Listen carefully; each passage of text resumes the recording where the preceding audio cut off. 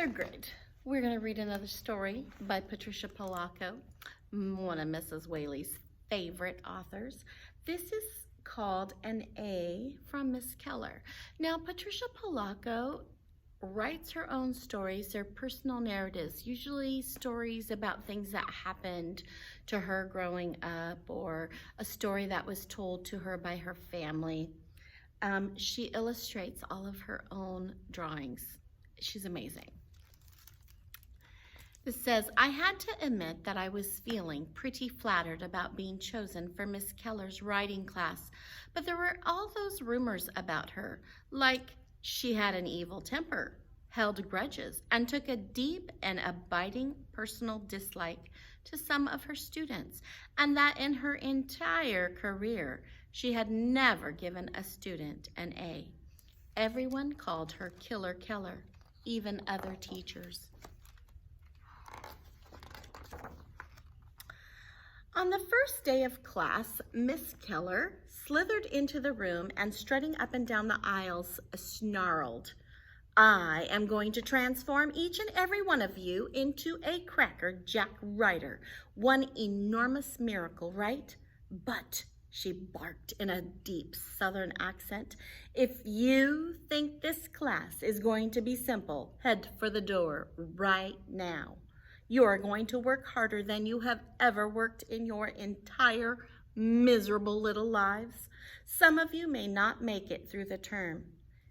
I felt as if she was looking right at me. Miss Keller seemed taller than she really was. She stood stiff and erect, but when she was at her desk, she reminded me of a bird of prey perched on a dead limb, ready to swoop down on one of us. She looks kind of scary. Your first assignment is going to be an essay. I expect you to dazzle me, impress me, send me into ecstasy with your brilliance. I want to see if you deserve to be here at all. The subject, your families and your home life, the inside story. We all scrambled, took out paper, and started to write. No, not in class. We all dropped our pencils. This is a homework assignment. 3 full pages and no grammatical errors. Due tomorrow. I swallowed hard. The whole way home, all I could think about was that essay. It just had to be good. I turned up the hill and walked toward my house. Pop Schloss, our next-door neighbor, was sitting on his front steps. He lived alone, his wife gone, kids grown. He patted the step next to him. Bad day? He asked, pulling a bag from his pocket and offering me a newly baked cookie. Pop, known far and wide for being a master pastry chef, always carried cookies in his pockets. I want him for a neighbor. I have the meanest teacher in the whole school. Not Killer Keller. Both of my sons had her in school. Remind me to tell you a story about her sometime. Pop pretended to hold his head in his hand in shock. We both just sat and watched the birds land on the telephone wire across the street. Like I said, that essay had to be good. That night, I took to my desk and began to write. I loved my room, and it was a big part of my home life, so I looked around and began to describe it. In detail, I wrote about how I loved my cat, my mom, my new skirt, eating breakfast. I felt masterful. This was, I thought, some of the best writing I had ever done. I could hardly wait to read it out loud in class.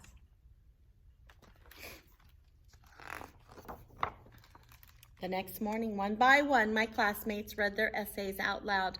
I wasn't afraid to read, but I was sure nervous. Then I heard my name. Miss Barber, you're next. I read my masterpiece about my family, my home life, about how I loved everyone and everything about it. I was sure Miss Keller would be impressed, but she started pacing.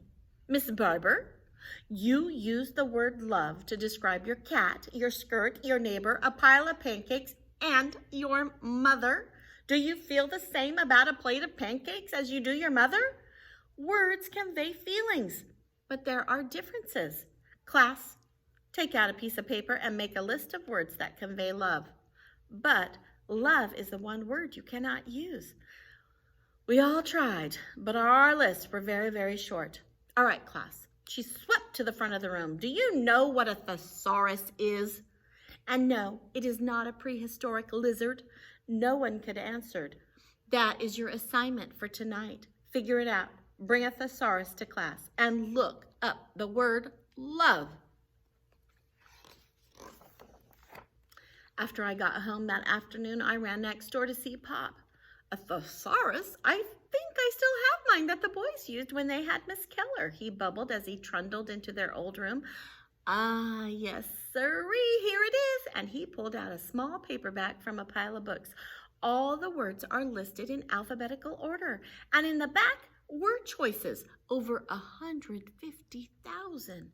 If I remember Miss Keller, this book will be your Bible from now on. That very next day, Miss Keller wrote a list of words on the board. Content, cool, loyal. And told us to use our thesaurus to list as many alternatives to each word as we could find.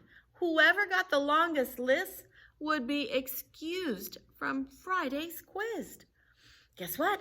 I had the longest list. I had actually done something right. No quiz. But out at recess, Eric Yankton and Tim Farkas started teasing. Looks like the dumbbell is teacher's new pet. As the days passed, Miss Keller gave our class all kinds of writing exercises to do, sometimes in the classroom, sometimes out. We went outside one day to listen to trees, to sharpen our senses. Miss Keller said, we listened in on conversations in the lunchroom for a dialogue assignment. To begin to understand color, we went to the town dump. One day, she brought a bunch of objects right into the classroom. Handlebars, a screwdriver, a cup. Set them out and told us, look at each object and make a list of what we could use them for, except for the use they were meant for. For homework that night, she asked us to interview an older person about an object in his or her house that meant something to him or her, like a pretty dish or a tablecloth, a figurine. She called it a found object. Of course, I knew exactly whom I was going to interview. Pop and I walked around his house together. What are you going to pick as your found object? Pop, I asked. He just couldn't seem to decide. After a time, he walked over to his mantel and took down a beautiful photograph. This lovely woman is my Millie. I was in love with her from the first moment I laid eyes on her. He whispered quietly. She was so lovely, Patricia. When she walked into a room, the sun and moon would peek into the window just to get a glimpse of her. Oh, how I miss her. His voice trailed off. He talked to me about his Millie for the next hour. I started writing before I left his house. I was sure I nailed it this time. I wrote with oodles of heart and feeling. I couldn't wait for Miss Keller to see this essay. But when she handed it back, there was a C scrawled at the bottom. Again. What does she want from me anyway? She kept me after school that day. Miss Barber, your paper on your neighbor's Millie was, well, adequate. But where are the words that truly show emotion? Then she turned and looked right at me. The reader needs to feel what you feel, Miss Barber, but not in an ordinary way. Be daring, unexpected, surprising, original. Now she gazed deeply into my eyes. You have the words, Patricia.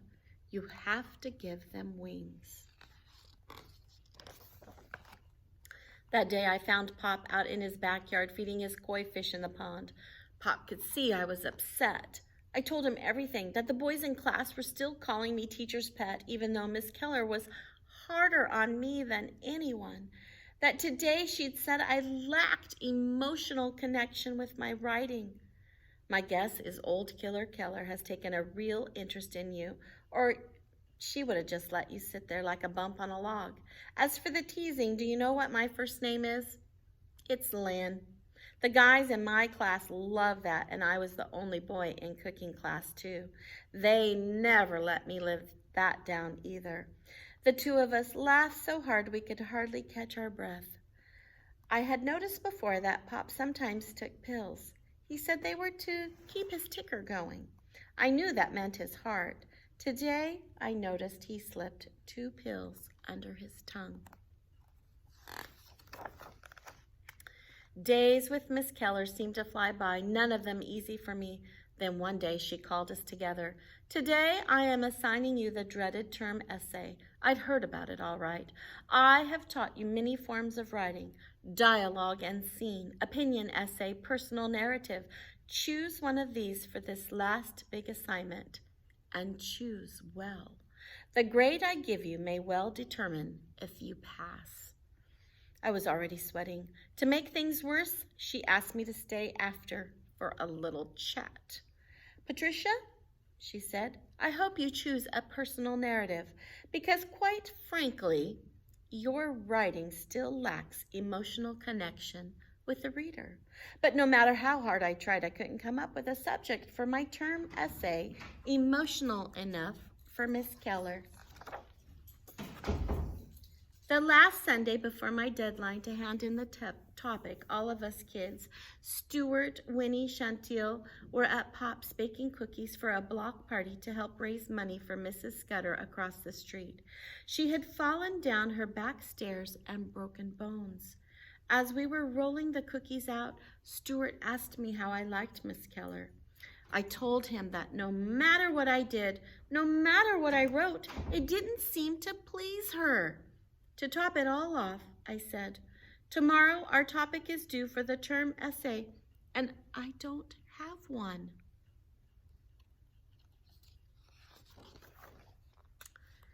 That reminds me, I told you that I'd tell you a story about Miss Keller, Pop said thoughtfully as he rolled out a ball of cookie dough. All of you kids know she is one tough teacher, but not too long ago she came across one of the most talented writers she'd ever seen. She picked apart everything he wrote and had him do it over and over until he got it right. Truth is, he'd never worked so hard for a teacher in his life. So what happened to that kid, Pop? Stuart asked. Well, he became a writer. Went to work for the biggest newspaper in Chicago, then to the biggest paper in Washington, D.C. He covered stories from South America to the Middle East to Soviet Russia. Once, he won a Pulitzer Prize for reporting. He probably would have gone on to do that anyway, Miss Keller or not. Not really, Patricia. This boy's family could never have afforded to send him to college. Miss Keller not only taught him how to write, she raised money for his tuition and fees and personally saw to it that he attended journalism school. Otherwise, he might have ended up working in his father's bakery, Pop said with a glint in his eye. That's right. That kid was my very own son, and I, for one, am grateful for that dogged, high-spirited woman, Killer Keller. Without her, well, who knows? And he slipped another pill under his tongue. Not a week later, still with no essay topic, I'd come early to Miss Keller's class when the office secretary came in and gave a note to her. Miss Barber, she said, we need to go to the office. She looked shocked and sad. When we got to the office, my mother was there. I could see she had been crying. She told me Pop had passed away that morning. A sudden heart attack. As we pulled into our garage, I saw Pop's sons. They looked so heartbroken. All I wanted was to go through his house one last time. His sons invited me over. I walked through every room, touched his pillow on his bed, ran my hand across the back of his favorite chair, held his bakery coat that he wore when we helped him make cookies. I couldn't stop crying. The sky wasn't happy anymore. How could the earth still be turning when someone like Pop had left it? That night, I sat at my desk and started writing. I wrote and wrote and wrote. It seemed like the whole neighborhood was at Pop's funeral, even Miss Keller, and the shops on College Avenue closed for the day. Everything looked different somehow. My sadness hurt everywhere. Long after it was due, I placed the piece I had written the day Pop died on Miss Keller's desk. I didn't really care anymore whether I impressed her or not. All that mattered was how I felt about him. A few days later, I got a pink slip from Miss Keller to come and see her. My heart almost stopped. Anyone who got a pink slip was about to get real bad news because it was the end of the term. She must have hated my essay. I started sobbing. First now this, first Pop, now this. I didn't even know if I would pass. But when I walked into her room, she actually took both my hands. Patricia, dear, I am so sorry for your loss, she said. Then I saw my essay folded in half on her desk. I have graded your essay, she began. I don't want you to unfold it until you are home. Do you understand? I shook my head, yes. Then she said something that startled me. She hugged me. She actually hugged me. Then she whispered, Patricia, you wrote a stunning tribute to Pop, the crowning example of a personal narrative. My heart sang as I ran all the way home, with my essay still folded in my hand. As I climbed the hill, I stopped and looked up at Pop's house for a moment. You're with Millie now, Pop, I whispered, and that thought made me warm inside. Then I opened my folded paper. There, written in red across the top of the cover sheet, Patricia, your spelling still leaves much to be desired. However, you've given your words wings. I am departing from my custom. Here is your A.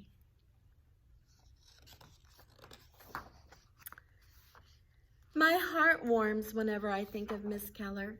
She later told me that she was impressed with how I used Pop's very own thesaurus to write my papers. I remember his notes were in the margins in his own handwriting.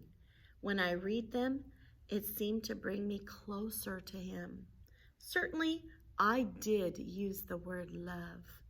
However, I used every form of it, and to this day, when I think of Pop and Miss Keller, my thoughts soar, for I shall always regard them as beloved. Signed, Patricia, Polacco. That's the end of our story for this week.